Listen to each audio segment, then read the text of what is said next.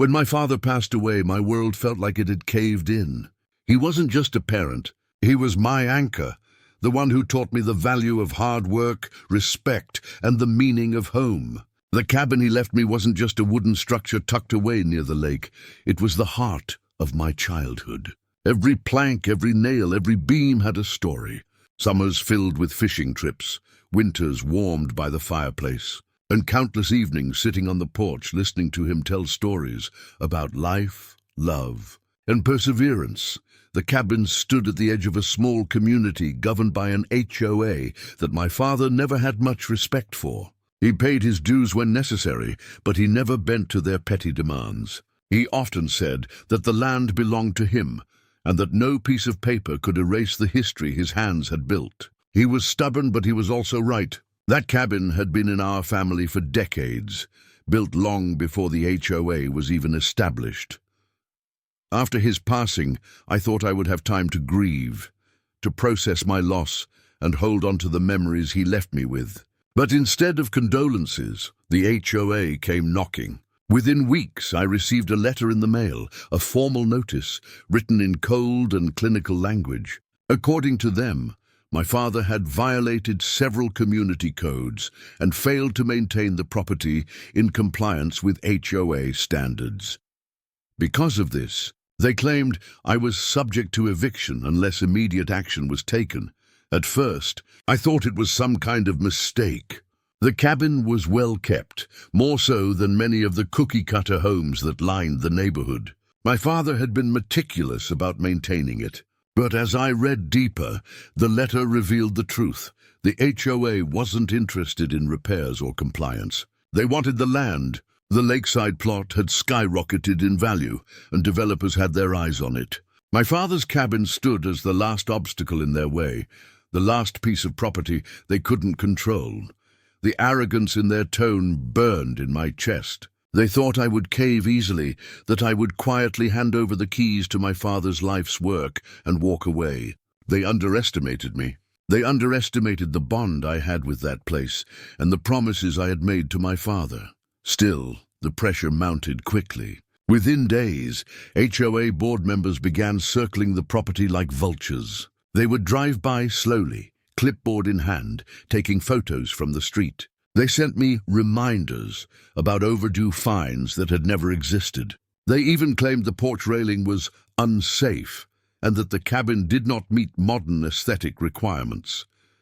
Every word felt like an attack, not on the wood and stone of the cabin, but on the memory of my father himself.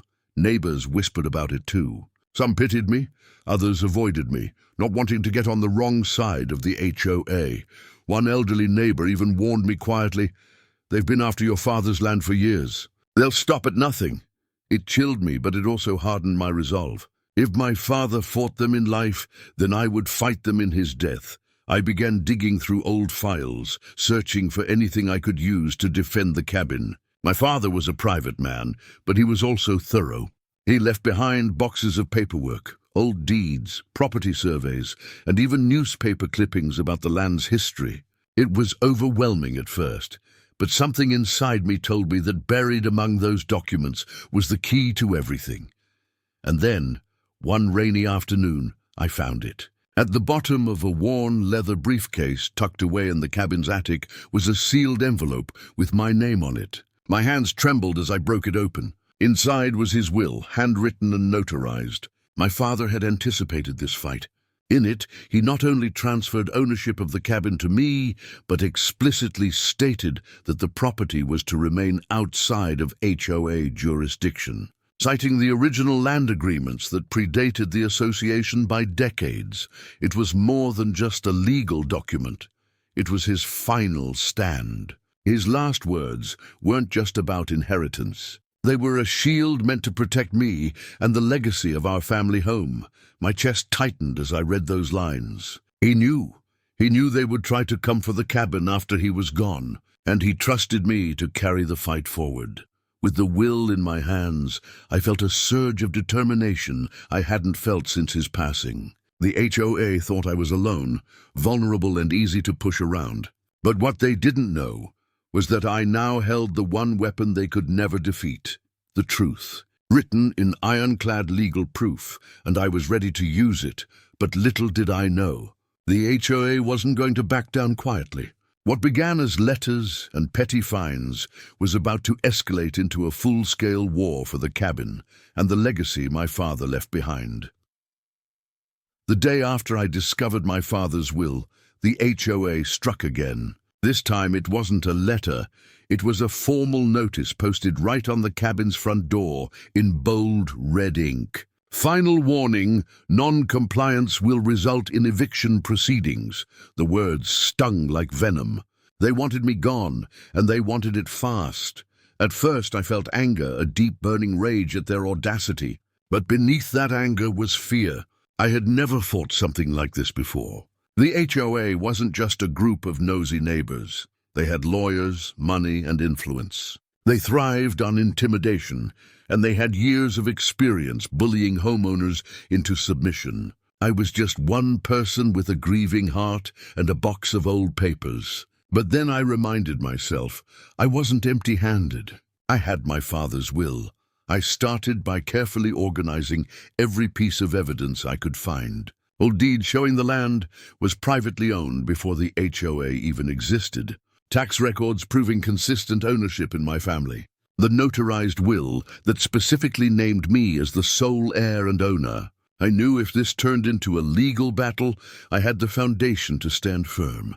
But the HOA wasn't going to make it easy. That week they sent inspectors to the cabin. Not once, not twice, but 3 times. They prowled around the property with tape measures and cameras, writing down absurd claims, railing height not compliant, window shutters out of uniform style, grass exceeding HOA standards by 1.5 inches. Each report came with a fine attached, hundreds of dollars stacking up daily. I refused to pay. I knew their game. They wanted to bury me in debt, to make it seem like I couldn't possibly recover. It was a tactic they had used on others before, forcing them to sell their homes just to escape the crushing fines. But I wasn't going to fall into that trap. Then came the meetings. The HOA board called me in, trying to present themselves as reasonable. The president, a sharp-faced woman with a smile that didn't reach her eyes, sat across from me at the long table. Papers were stacked neatly in front of her, each one a reminder of the rules they claimed I had broken. She talked about community standards, about preserving property values, about how my father's cabin didn't fit the image they were building for the neighborhood. Her words dripped with condescension, as if I were some child who needed to be taught a lesson. I sat quietly listening, letting her lay out every accusation, every threat. And when she was done, I placed my father's will on the table. For the first time, her smile faltered. The board members leaned in, reading the notarized lines that declared the property exempt from HOA jurisdiction. They shifted uncomfortably, exchanging glances. One of them muttered something about reviewing legal documents. The president, however, quickly regained her composure. She dismissed the will as outdated and likely invalid. She claimed the HOA had the right to enforce its rules, regardless of old agreements. It was clear then, no matter what evidence I brought forward, they weren't going to accept it. They didn't care about the law. They cared about control. That night, as I sat on the porch of the cabin, staring at the still waters of the lake, I felt the weight of the battle ahead pressing down on me. My father's voice echoed in my memory, telling me never to let anyone take away what we had built. I knew I couldn't give in. This wasn't just about land or a building. It was about respect, legacy, and the promise I had made to him. The harassment escalated in the days that followed. HOA security trucks parked near the cabin late at night, their headlights shining through my windows. Anonymous complaints were filed against me, accusing me of everything from noise violations to trespassing on my own land. They even sent a tow truck to remove my car, claiming it wasn't registered under HOA guidelines. Each move was meant to break me, to push me closer to walking away. But instead it fueled my determination. Every letter, every fine, every sneer from the board only reminded me why I had to fight. I began preparing for the inevitable legal showdown. I contacted an attorney who specialized in property rights. At first, he seemed skeptical. Cases against HOAs were notoriously difficult. But when I showed him my father's will and the original property deeds, his eyes lit up. "You might actually have them cornered," he said. Those words gave me hope. Meanwhile, the HOA doubled down. They filed a formal eviction notice in the county court, claiming I had forfeited my right to occupy the property due to repeated violations. It was a bold move, one that made it clear they were done playing games. They wanted the cabin, and they were willing to drag me through the mud to get it. As I held the eviction notice in my hands, fear crept back into my chest. Court was a whole different battlefield, one where every detail mattered. One wrong move and I could lose everything. But then I remembered the sealed envelope, the ink of my father's handwriting, the care with which he had prepared for this exact fight. He hadn't trusted the HOA in life, and he had prepared for their tricks in death. And now it was up to me to honor that foresight. The battle lines were drawn. The HOA had made their first official strike, and I was ready to counter it. The courtroom was going to decide the fate of my father's legacy. But little did I know, the HOA wasn't just relying on their rules and lawyers. They had a hidden agenda, one that would shake the entire neighborhood once it came to light. The courthouse loomed larger than life the morning of the hearing. Its stone walls and echoing halls carried a weight that made my chest tighten. This wasn't just another letter, another fine, or another late-night intimidation tactic. This was the battlefield where the fate of my father's cabin and his legacy would be decided. The HOA came prepared. Their legal team was polished, expensive, and smug. They walked into the courtroom in tailored suits, carrying thick binders filled with paperwork. To them, this was just another routine eviction, another easy win. I could almost hear their confidence in the way they laughed quietly among themselves, certain they were about to crush me. I sat at my table with my attorney and the carefully organized stack of documents I had collected. The will, the deeds, the land surveys, everything was laid out like armor. My attorney gave me a reassuring nod, but I could see the caution in his eyes. He knew this was going to be a fight. The HOA's lawyer began with force. He painted the cabin as an eyesore, claiming it was out of compliance with every standard the association had set. He spoke about uniformity, property values, and the importance of community harmony. He waved around photos of the cabin, carefully staged to make it look old and worn, deliberately ignoring the reality of its well-kept condition. They argued that I had racked up thousands of dollars in unpaid fines, that my refusal to comply with their demands made me unfit to reside in the community. It was a calculated attack, designed to overwhelm the judge with technicalities and a flood of paperwork. But I knew the truth, and I had the proof. When it was our turn, my attorney stood and presented the will. He spoke clearly and firmly, laying out the history of the land, how the cabin predated the HOA, and how my father had explicitly written in his will that the property was to remain independent of their jurisdiction. The courtroom grew quiet as the judge carefully examined the document. The HOA's attorney immediately objected, claiming the will was outdated and not properly filed. They argued that the HOA's authority superseded any personal agreements. But my attorney countered with the land deeds, showing that the property had been privately owned and registered decades before the HOA even existed. For the first time, the HOA's confidence began to crack. Their lawyer shifted uncomfortably, fumbling with papers. The president of the HOA, sitting behind him, narrowed her eyes at me, her jaw tightening. She hadn't expected me to have this much leverage, but the fight was far from over. The HOA changed tactics, trying to attack my character.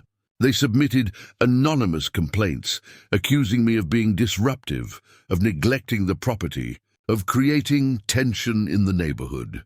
My stomach turned as I listened to their lies being read aloud in court. They were dragging my name through the mud, hoping to discredit me in the judge's eyes. I clenched my fists, reminding myself to stay calm. My father always told me that the truth had a way of shining through, even in the darkest moments. And in that moment I felt his presence beside me, steadying me, reminding me why I was here. When it was my turn to speak, I told the judge about my father, about how he had built the cabin with his own hands, how it was more than just a home, it was a family legacy. I explained how the HOA had harassed me from the moment he passed, trying to intimidate me into giving up. And I held up the will, my father's final words, as proof that this land was never meant to fall into their hands. The judge listened carefully, his expression unreadable. He asked sharp questions, pressing both sides for clarity. I could feel the weight of his scrutiny, and I knew every detail mattered. When the session ended for the day, the judge announced that he would need more time to review the documents and schedule another hearing. It wasn't a victory, but it wasn't a loss either. The fight was far from over. As I walked out of the courthouse, the HOA president caught my eye. Her cold smile had returned, but there was something different this time. A flicker of frustration, maybe even fear. She wasn't used to resistance, and she certainly wasn't used to losing control. That night, back at the cabin, I sat on the porch with the will in my lap. I thought about my father and the battles he must have fought against this very same HOA. He had prepared for this moment, knowing it would one day come down to me. And as the crickets sang in the night air, I promised him again that I wouldn't back down. But as I looked out at the still waters of the lake, a chilling thought crept into my mind. The HOA wasn't done. They had money, lawyers, and connections. If they couldn't win in court, they would find another way to try to break me. And deep down, I knew their next move wouldn't just be legal. It would be personal. The day after court, the HOA wasted no time reminding me that their reach extended far beyond the walls of the courtroom. If they couldn't crush me with legal documents alone, they would find other ways to make my life unbearable. It started small, almost petty. My mailbox was suddenly flooded with anonymous complaint letters, each one nastier than the last. Your property is lowering our values. You don't belong here. Do your father a favor and leave. The handwriting varied, but the venom was always the same. I had no doubt the HOA board was orchestrating it, using neighbors as pawns in their campaign of harassment. Then came the fines, more of them than ever before. Every day brought a new notice slipped under my door. Overgrown weeds, $250. Improper paint shade, $500. Unauthorized structure on property, $1,000. They weren't even trying to hide their desperation anymore. They were throwing everything at me, hoping something would stick, but the most chilling part wasn't the paperwork. It was the presence. HOA board members began showing up near the cabin at all hours. Cars would idle just outside the driveway, headlights glowing into my windows late into the night. Sometimes I'd hear footsteps crunching on the gravel, only to find no one there when I stepped outside. It was intimidation, pure and simple. They wanted me to feel hunted, and it was working. One evening I came home to find the porch railing deliberately broken, splintered as if someone had kicked it in. Another morning I discovered tire tracks carved deep into the lawn, leading right up to the cabin steps. It was clear they were no longer content with letters and fines. They were escalating to sabotage. Neighbors began to turn cold as well. People who once waved or chatted now crossed the street to avoid me. I heard whispers when I walked by. That's the one fighting the HOA. She's going to lose everything. It was isolating, suffocating.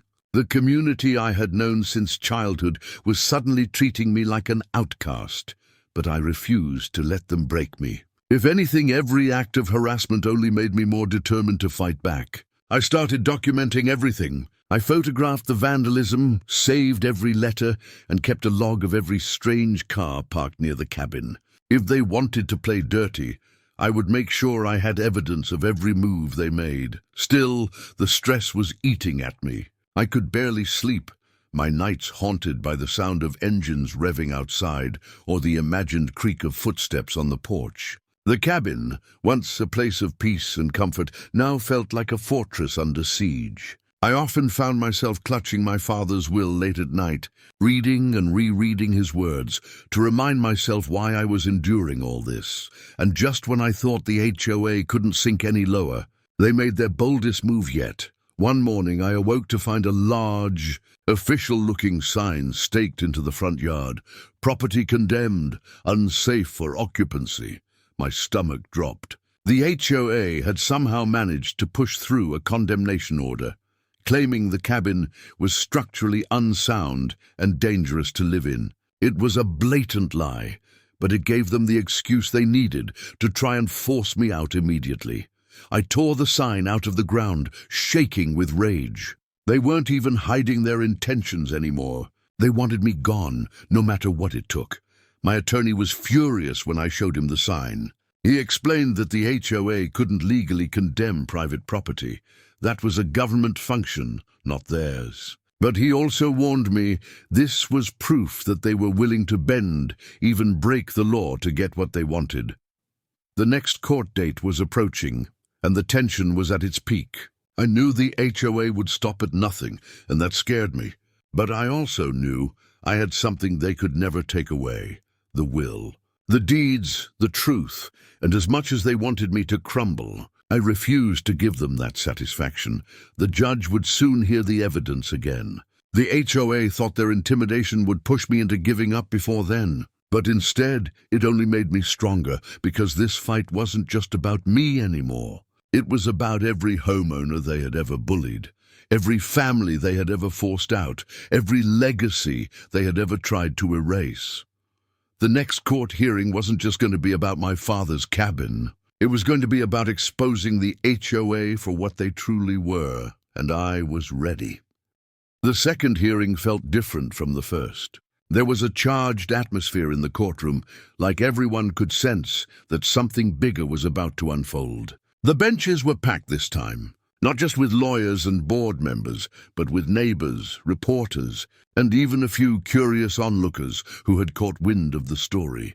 The HOA had doubled down, arriving with even more lawyers and stacks of documents meant to bury me under technicalities. Their president walked in with her head high, her expression smug, as if she had already won. But behind that mask, I could see the tension in her clenched jaw. My attorney wasted no time. He began by presenting the evidence I had carefully gathered: photos of the vandalism, logs of the harassment, copies of every baseless fine and violation notice. He laid it all out for the judge, painting a clear picture of the harassment campaign the HOA had orchestrated. The judge leaned forward, his brow furrowing as he flipped through the photographs. He asked the HOA's attorney to explain why their security patrol was idling outside my property late at night. The lawyer stammered, claiming it was routine monitoring, but the judge didn't look convinced. Then came the bombshell. My attorney introduced the will again, this time alongside the original property deeds and a notarized letter my father had written years ago when the HOA first tried to challenge him. In the letter, my father explicitly stated that the land was private, predated the HOA, and was never intended to fall under their jurisdiction. It was signed, dated, and witnessed, ironclad proof that their claims were baseless. The HOA's legal team scrambled to object, but the judge cut them off. He wanted to hear why. If the documents were valid, the HOA had continued to fine and harass me as if they had authority over the cabin. The president of the HOA was called to the stand, and for the first time she looked rattled. Under oath, she tried to maintain her composure, insisting that the HOA acted in the best interest of the community. But my attorney pressed harder, pulling out financial records that showed a disturbing pattern: inflated fines, selectively enforced rules, and thousands of dollars funneled from homeowners into questionable development funds. The courtroom buzzed as the evidence piled up. What started as a fight over one cabin was unraveling into something much bigger, a scheme of corruption and abuse of power that went far beyond me. Neighbors in the gallery exchanged shocked looks. Some gasped, A few even whispered angrily at the HOA board members sitting nearby. The truth was coming to light, and it was uglier than anyone had imagined. The judge ordered a recess, giving both sides time to regroup. As I stepped outside into the courthouse hallway, I felt a strange mix of relief and dread. Relief because the tide was turning. Dread because I knew the HOA wouldn't take this humiliation lightly. The president passed by me on her way out, her eyes burning with rage. "This isn't over," her expression seemed to say. And I believed it. People like her didn't go down quietly. That night back at the cabin, I couldn't shake the feeling that something was coming. The HOA had been exposed, their lies laid bare, but desperate people were dangerous people. They had too much pride, too much money, and too much at stake to simply accept defeat. I sat on the porch again, clutching my father's will. I thought about all the battles he must have fought, the quiet resistance he had lived with for years. He had prepared me for this moment, and now it was my turn to finish the fight he started. The final hearing was set. The judge would make his ruling, and it would either protect my father's legacy forever or strip it away in the blink of an eye. The HOA was cornered, but a cornered enemy is often the most dangerous. The morning of the final hearing, the air felt heavy with anticipation. Word of the case had spread beyond the neighborhood, and the courtroom was packed with people who wanted to see the showdown. Homeowners, journalists, even local officials filled the benches. For once, the HOA wasn't in control of the narrative. The spotlight was on them, and every eye in that room was waiting for the truth to be laid bare. The HOA's lawyers came in looking tired, their binders thinner than before. The board president sat stiffly, her face pale but her jaw still locked with defiance. I could feel the tension radiating from her. This was her empire, and she knew it was crumbling. The judge wasted no time. He began by reviewing the evidence. My father's will, the deeds, the notarized letter, all of it was valid, legally binding, and clear as day. The cabin was not subject to HOA jurisdiction. That alone should have ended the case. But the judge didn't stop there. He turned his attention to the HOA's behavior, the harassment, the vandalism, the bogus fines, the intimidation tactics. He cited the photographs, the logs, the testimonies, and the financial records my attorney had exposed. His voice grew sharper with every word, his frustration plain. The HOA had not only overstepped its authority, but it had abused its power to target and terrorize a grieving family. The president of the HOA was called forward. She tried to defend herself, insisting that everything they did was for the community's best interest. But under the weight of the evidence, her words rang hollow. The courtroom erupted when the judge asked her directly, "Did you knowingly attempt to evict someone from property you had no legal right to govern?" She stammered, avoided his gaze, and offered excuses. But the silence that followed told the whole story. Then at last, the judge delivered his ruling. The cabin was declared fully independent of the HOA's jurisdiction, permanently exempt from any of their rules, fines, or oversight. Every single violation and penalty they had tried to levy against me was dismissed. Not only that, but the HOA was ordered to pay damages for harassment and legal fees, money that would come straight from the funds they had siphoned from homeowners for years. Gasps filled the courtroom. Some neighbors cheered quietly. Others shook their heads, realizing the depth of the corruption they had been living under. The board members looked stunned, their empire collapsing in real time. I felt tears well up in my eyes. It wasn't just relief, it was vindication.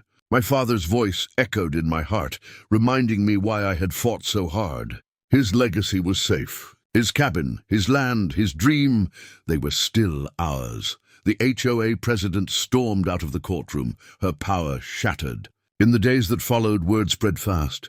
Homeowners began demanding answers. Special meetings were called. Investigations into the HOA's finances were launched. The once feared board was now facing scrutiny from every angle, and one by one, its members began to resign. Back at the cabin, life slowly returned to peace. The harassment stopped. The late-night cars disappeared. Neighbors who had once avoided me now approached with apologies, some even thanking me for standing up to the board they had been too afraid to challenge. One evening, I sat on the porch where I had spent so many sleepless nights, watching the sunset paint the lake in gold. The will lay on my lap, but this time I didn't need to cling to it for strength. The fight was over. Justice had been served. I whispered a quiet thank you to my father. For the cabin, for the memories, for preparing me for this battle, and most of all, for teaching me to stand tall in the face of injustice. The HOA had tried to erase his legacy, but in the end, they only made it stronger, because now everyone knew the truth. And the cabin, our cabin, would remain exactly where it belonged, for generations to come, and deep down, I knew they were about to make one last desperate move.